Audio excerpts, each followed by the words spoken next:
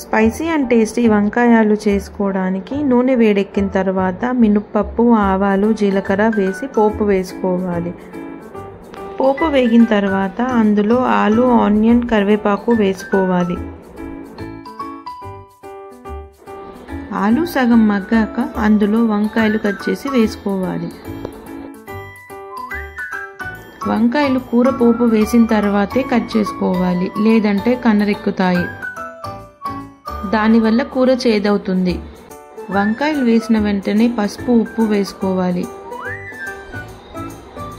ఇప్పుడు చూపిస్తున్న మసాలాలన్నీ మిక్సీ పట్టుకోవాలి.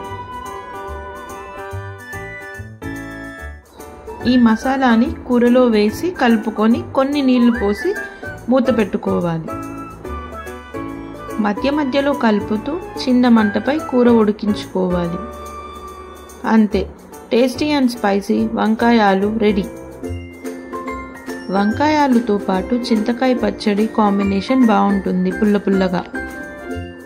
వంకాయ ఆలు రైస్తో పాటు చపాతీకి కూడా బాగుంటుంది.